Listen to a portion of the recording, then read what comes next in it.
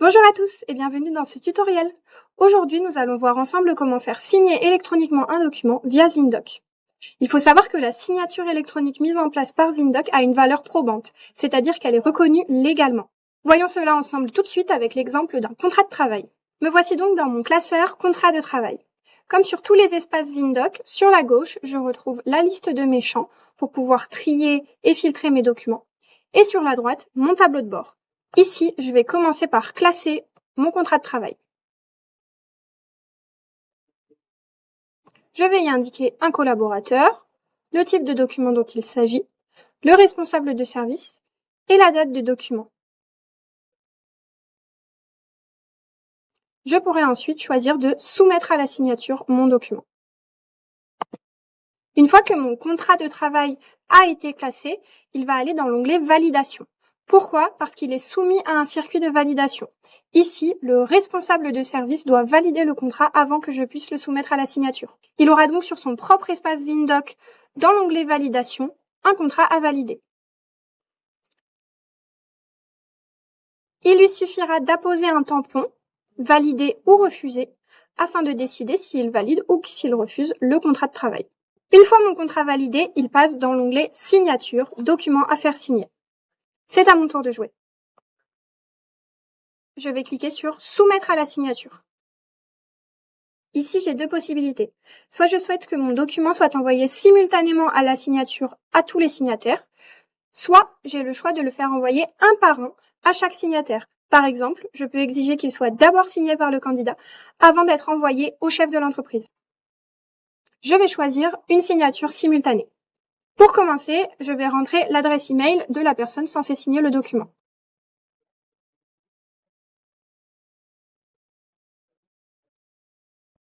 Je vais ensuite pouvoir définir la zone de signature sur laquelle je souhaite que mon document soit signé.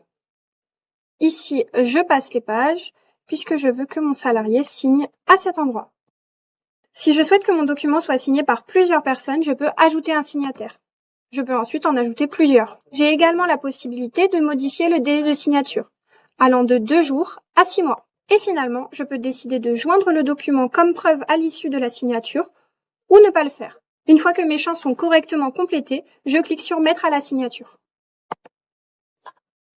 Ici, j'ai la possibilité de vérifier que toutes mes informations sont bonnes et je valide. Mon document quitte alors la recherche Documents à faire signer et arrive dans Documents en attente de signature. Mon candidat, quant à lui, reçoit un mail comme celui-ci qui va lui proposer de consulter le document.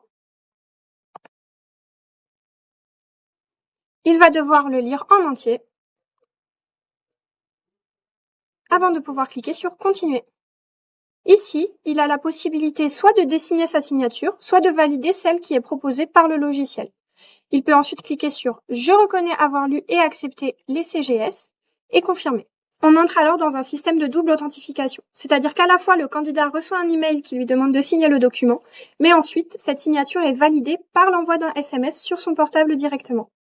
Le candidat devra alors indiquer le code qui lui a été envoyé par SMS pour valider sa signature. Une fois le code correctement complété, il arrivera sur une page qui lui confirmera la signature du document. Une fois le document signé, il change de recherche en passant de document en attente de signature à document signé dans les 90 derniers jours. Si on ouvre le document et qu'on descend tout en bas, on retrouve bien la signature horodatée. De son côté, le candidat reçoit un mail avec le double du document correctement signé qui lui confirme bien la signature. Dans le cas où mon document est signé par plusieurs parties et qu'un seul des deux parties a signé le document, il arrivera dans la recherche « Document partiellement signé ». Et dans le cas où le document n'a pas été signé correctement, il arrivera dans « Document refusé à la signature ». Et voilà, notre contrat de travail est désormais signé.